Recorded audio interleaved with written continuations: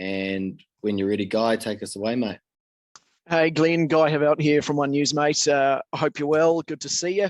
The boys obviously able to get out of their rooms last night for a training. How, I suppose, relieving was that, and what did you do with them?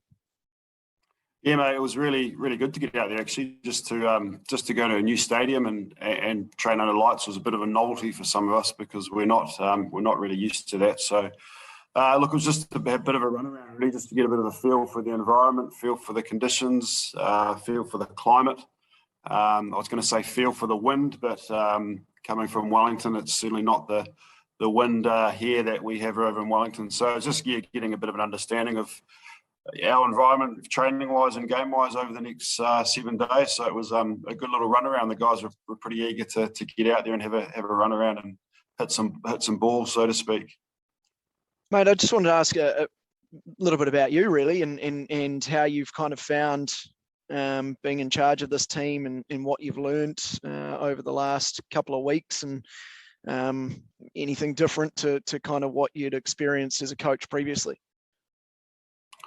Yeah, look, the main difference is a lot more gets done for you at this level. I guess it makes my job a lot easier. I can just rock up and tell people what to do in the nicest possible way, but there's just a lot more resource available in terms of coaching staff, management.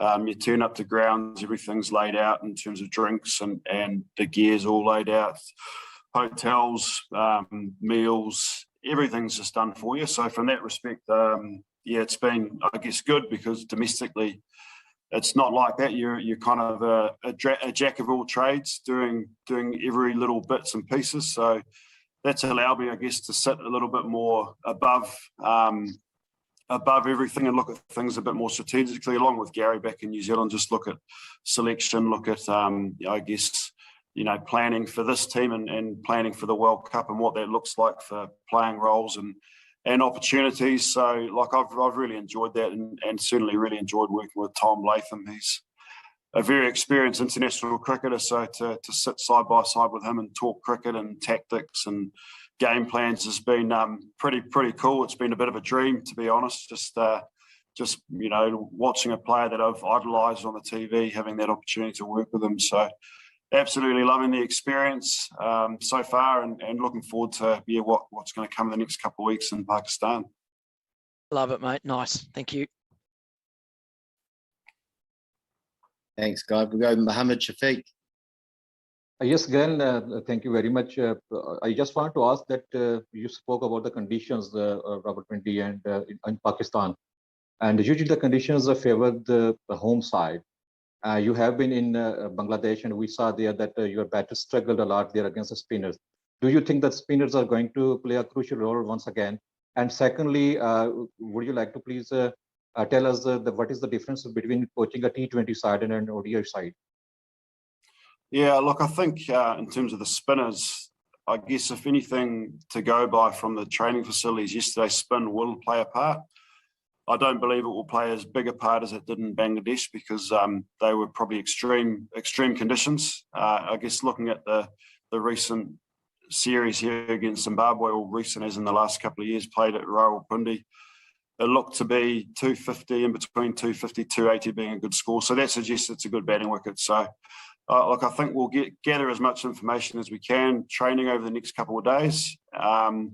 But until we get out there and face that first ball and I guess the players get an opportunity to see what the pitch does themselves, we probably won't know exactly how the surface will play. And that's the same anywhere around the world. And secondly, just in terms of preparation, you're right, we've had good prep in terms of the white ball game in Bangladesh. And the only change here really in ODI cricket is just doing those things for a little bit longer. In some ways, the 2020 game in Bangladesh were very good prep because it almost was a little bit like a one-day game in terms of the way you had to play. A lot more singles taken as opposed to boundaries, a lot more accumulation. So we're really well prepared for that in that respect. Thank you. Glenn, this is Shahid Hashmi from Agence France Presse. Welcome to Pakistan. Thank you. Glenn, I want to ask you about the mindset of the players when they assembled for the departure to Pakistan, a country where they had not traveled before, a bit scary, and the mindset after 48 hours being in Pakistan? So I missed some of that, but I think I got the first part of it. Look, the players are really excited to be here. It's been a long time coming, so they're all grateful to have this opportunity, both through the Pakistan Cricket Board and the New Zealand Cricket Board, to make this opportunity happen. And everyone's really excited to be here, and certainly very excited for Friday to get that first ODI underway and have a crack at this very good Pakistan team. And do you think the stringent security, the overdone security will play a part on the minds of the players when they take the field? No, look, we're used to it in some ways from coming from Bangladesh. We had convoys over there and we had security around, so it's very similar to that. So the players have had 2 weeks of that in Bangladesh, and it's just an extension of what we had over there. Thank you. Glenn, good morning. This is Khalid from Dawar, Karachi. Glenn, I have 2 questions for you. The first one is, what will you bring into the series from the Bangladesh experience? Okay, of course, the conditions are different. The pitches there were more on the spin side. Here you'll have something for the fast bowler as well, and batsmen will have much better chance of scoring big runs. The second part of my question is, now it's a big shame that the ODI series is not going to be the part of the World Cup qualification. It's a bilateral series. So what's your take on these 2 questions?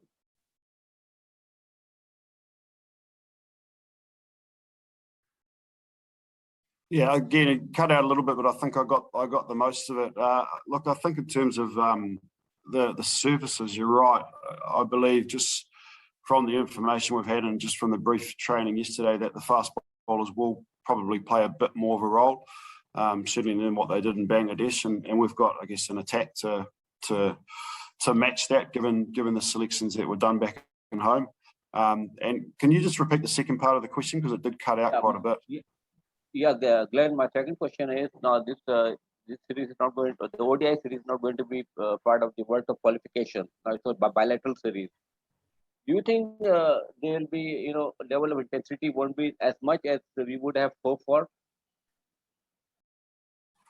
Yeah, no, it's a good question. I think the intensity will still be there. We're still 2 international cricket teams who wanting to win. Like the Pakistan team haven't had us here for 18 years, so that they'll want to win. They're playing at home, and likewise we've come here to compete with them, and we've come here to put our best foot forward. So look, it's not, as you say, it's not an ICC qualifying tournament, but that's certainly not going to dampen the intensity. I think international cricketers, they want to win games of cricket for their country. So I think the passion, the intensity, the commitment, all those things will be evident on Friday.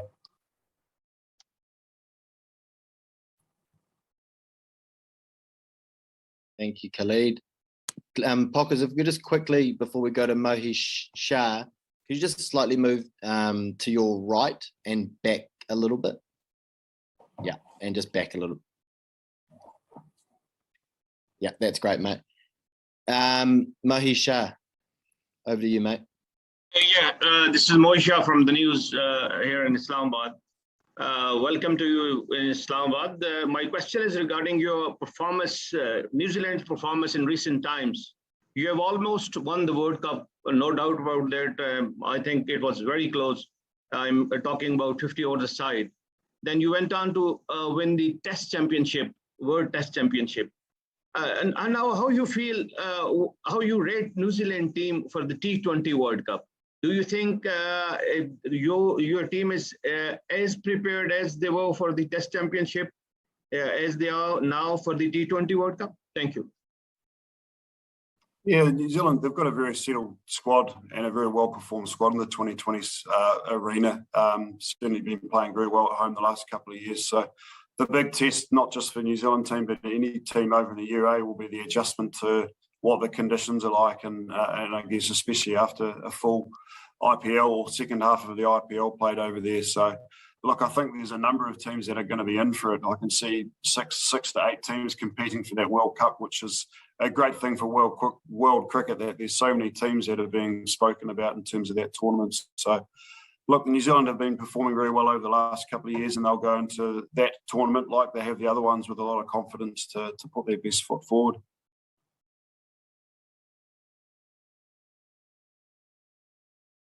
Thank you, Mohi. If we go to Tia from News Hub now. I just want to know, coming off the back of playing Bangladesh, what differences have you been going into a different test match in Pakistan? So can you repeat that again? I'm just breaking up a touch. That's all good. Coming off playing Bangladesh, what differences are you getting the team to make going into this next test match? Yeah, the main differences are just doing things for longer. So that's just bowling our best ball for longer, and it's batting for longer. They're pretty simple things. We feel we had a really good, I guess, introduction in Bangladesh to this one day series, just because it was almost like a mini ODI given the conditions. So we feel pretty prepared in that regard, and not looking to make too many changes. It's just doing those things for a little bit longer. So instead of having an innings of 20 balls, we're wanting a batsman to have an innings of 100 plus balls, instead of a bowler bowling 4 overs of a good line and length. We're wanting to do that for 6 to 8 overs in a spell. So just doing things for longer, and likewise with the fielding, it's going to be over 3 hours in the field compared to the hour and 20. So being tuned in mentally for the 3 hours every ball will be something we'll be talking about as a unit when we step over the field. And do you think the team, how have they been tracking? Are they up for it? Yeah, very much so. Like Bangladesh, we walked away from that series with a lot of confidence. I know we went down 3-2, but a lot of people were expecting us to lose every single game. So with an inexperienced side, to come away with 2 wins has given them a huge amount of confidence. And going into this series, that confidence is still there. And as I said before, the guys are excited to be in Pakistan playing international cricket and up against a very good Pakistan side in their home conditions. And that challenge alone is, presents a pretty exciting opportunity for this group of cricketers. Cool, thank you. G'day Glenn, Lachlan here from Newsweek ZB. Trust you've settled in well. Just first off, being in the Black Caps, that's quite a special moment for yourself as it is, but being in Pakistan and what's a groundbreaking tour, that must add quite a bit of quite a fun little element to it, I'm sure. Oh, yeah, I think fun's a good word actually. It's it's a unique place to travel, I guess, anywhere around the world at the moment. So to be here and to be here as part of the New Zealand team is pretty humbling. And I guess myself, like the rest of the team, we are, privileged that we're here and getting an opportunity to play cricket in this day and age. So all goes well for Friday night and having a crack at Pakistan. Awesome. One guy I wanted to touch on, no doubt you've been asked about him a fair bit, is Finn Allen, who is sort of up and down a couple of matches, but finished off pretty well in that final T20. I guess, what have you made of his sort of progression on this tour so far? Yeah, really good, and he's shown the benefit of some time in the IPL, even though he didn't play any games. He had a couple of months in their environment with some world-class players in Kohli and De Villiers. So he's come back from that experience a lot better player in terms of, I guess, his mentality around how he prepares, and also his mentality around how he goes about building an innings and white ball cricket. So yeah, looking forward to see what he can bring here and these wickets. If they do have a bit more pace and bounce, then that will suit his natural game, which he's done so well in New Zealand. So hopefully he can carry on that form that he showed in the 2020s the other night. Showed a fair bit of confidence. I think it was in that 4th one with a few of those sort of back swings. You happy to see that from a young buck like him? Yeah, look, it's within his game plan, and it's I guess it's you live by the sword, you die by the sword. He plays it once and gets 6, and then 4 or 5 balls later he plays it and gets out. So it's managing the risk versus reward, which in the moment he has to decide. Generally he plays it very well, so it's weighing up all the risks and then I guess weighing up the reward, and then him making an instant decision whether it's in his game plan or not. And that's a challenge for all batsmen, is to keep that clear head and just watch the ball and let their reactions take over. Thanks, Glenn. All from me. Cheers. Thanks, Lachlan. If we have News Watch with Safe.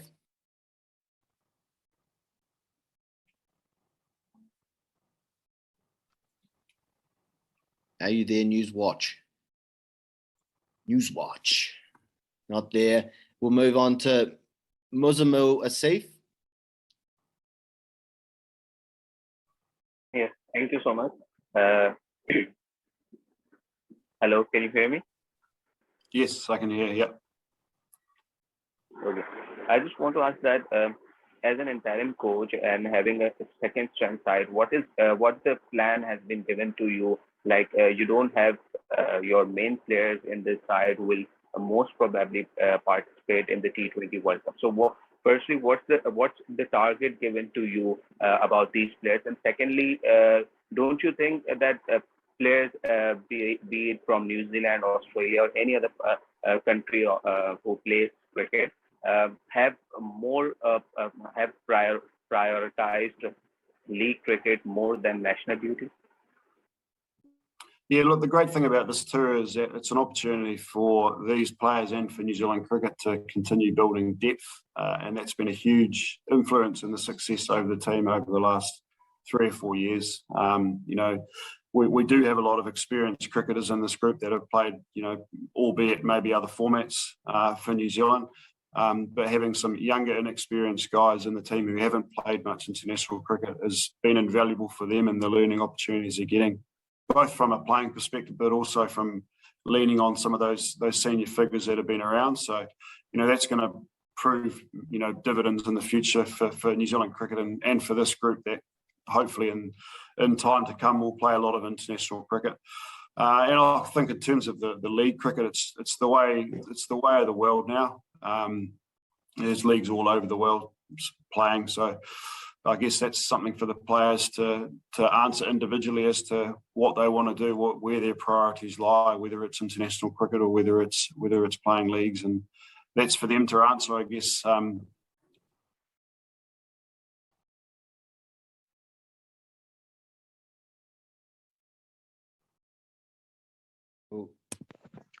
might Thank just you, jump in with Usman. one more if that's all right, JB. Yeah, cheers, Guy. Go ahead, mate. Glenn, just going back to you coaching and that sort of thing and getting a taste of this, I take it this is something that you ultimately want to do on the regular as coach an international cricket team? Yeah, absolutely, Guy. Like I think before the opportunity came up, it hadn't been in my mindset whatsoever. Very enjoying doing my role with Wellington, and I'll certainly when I go back, I'll enjoy doing that too. But having a bit of a small taste of it here has made me want more of it. It's a little bit like an adrenaline fix. You do something, you love it, and you feel you're doing a really good job at it, then you kind of just want more of it. So having that taste has certainly, I guess, whetted my appetite for the future.